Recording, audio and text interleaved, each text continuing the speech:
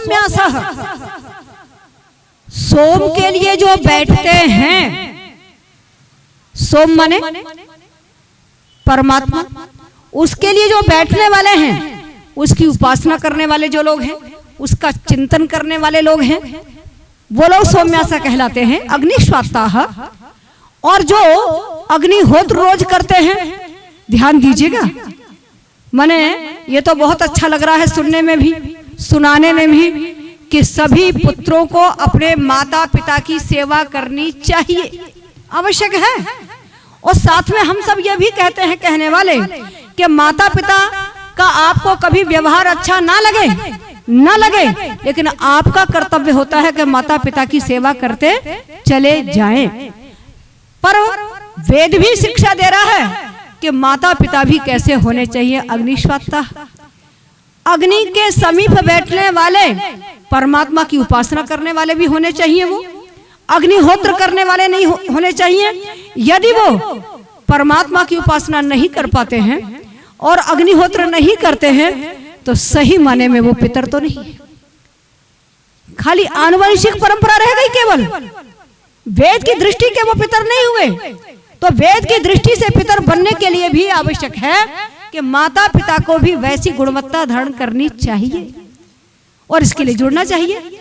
आर्य समाज यही कहता है, आर्य के जितने गुण हैं वो यही बताते हैं कि प्रत्येक माता पिता को अपना अपना अग्निहोत्र, अपनी अपनी उपासना करनी तो चाहिए। करता कौन है? राम की, कृष्ण की, सबकी कथाएं बहुत सुनी जाती हैं। और आज आर्य समाज में भी एक परंपरा चल गई है, कुछ नहीं तो रामायण की कथा करवा दो, उपदेशक है तो, भजनोपदेशक है तो, रामायण की कथा कह रहे हैं सब लोग। लेकिन कथा ऐसी होती है, कथा वाक्य प्रबंध है, कथा में एक के बाद दूसरा, तीसरा, चौथा वाक्य जोड़ते चले जाइए और अच्छा लगता जाता है, अच्छा लगता जाता है। खाली श्रवण इंद्रिय तक रहता है, बाकी क्या करना चाहिए ये सब पीछे छूटता चला जाता है। बहुत सुनते हैं कि राम जी जा रहे थे वनवास को, अपनी माता से मिलने को गए, और उसमें माता कर क्या रही थी? आप सब जानते हैं क्या कर रही थी? कर क्या रही थी माता? जिसमें श्री रामचंद्र जी अपनी माता के पास पहुंचते हैं, कौशल्या जी के पास चरण वंदना के लिए, उसमें कर क्या रही थी वो माता? बहुत जानने योग्य बात है और मानने योग्य भी बात है। जानना मानना बहुत आवश्यक है। तदा अग्निहोत्रम जुहोति स्म सा क्षौमवसना, वह रेशमी वस्त्र पहन करके यज्ञ कर रही थी। जिस समय वो वन को जा रहे थे, माने राम और सीता अलग यज्ञ करते थे, दशरथ कौशल्या अलग करते थे। प्रत्येक का जिस समय विवाह संस्कार होता है, उस समय जो अग्नि होती है जिसकी परिक्रमा की जाती है ना, उस परिक्रमा करने वाली अग्नि को ही अपने घर में स्थापित किया जाता है, और जिसमें अग्निहोत्र प्रत्येक गृहस्थी को करना होता है। करता कौन है?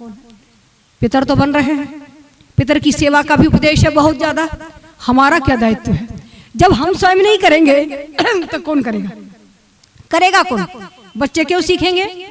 बच्चे वही सीखते हैं जो किया जाता है, जो नहीं करेंगे वो सीखेंगे नहीं। तो सिखाने के लिए तो करना पड़ेगा ना। तो पितर बनने की कोशिश करें। यदि पितर नहीं बन सके तो वो अधिकार तो नहीं रहता है, ये अलग बात है। ये दूसरी बात हुई कि संतानों को सेवा करनी चाहिए, बिल्कुल सुनिश्चित है करनी चाहिए। पर पितर जो उपाधि है, पितर जो संज्ञा है, तदनुकूल कार्य भी हमको आना चाहिए। प्रत्येक माता पिता को आना चाहिए, प्रत्येक गृहस्थी को आना चाहिए। केवल यही नहीं है कि हम माता पिता है फिर भी सेवा नहीं करते, माता पिता है फिर भी सेवा नहीं करते, ये नहीं। हमको वो गुणवत्ता भी धारण करना चाहिए, तो ही पितर कहलाते हैं। कि ये पितरः सौम्यासा अग्निश्वात्ताः, जो अग्निश्वात्त हैं, अग्नि की सेवा करते हैं, परमात्मा की उपासना करते हैं, अग्रणी बनने का जो कार्य करते हैं, प्रयत्न करते हैं, वैसा हमको करना चाहिए। प्रातः काल उठ करके मंत्रों का पाठ करना चाहिए। वो पाठ करता है वही पितर बनता है। ये इस मंत्र में भी आया का पितरः सौम्यासः, पितर वही हैं जो सौम्यासः, सोम परमात्मा के लिए अपनी भक्ति अर्पित करते हैं, उसकी उपासना करते हैं दोनों समय। तो वो जो कार्य है वो प्रातः काल से करते करते सायंकाल हो जाता है और मंत्रों का वाचन होता है, तो अपने अंदर एक अध्यात्म भाव, उदात्त भाव, उदारता का भाव, विशालता का भाव, छोटेपन का भाव छूटता है हमारा और विशालता का भाव हमारे अंदर आता है। यदि परमात्मा की उपासना की जाती है, परमात्मा विशाल है, उदात्त है, सबके लिए एक जैसा करता है, तो घर में रहने वाले लोग भी वही कार्य करते हैं और सबके लिए उदात्त काम करते चले जाते हैं।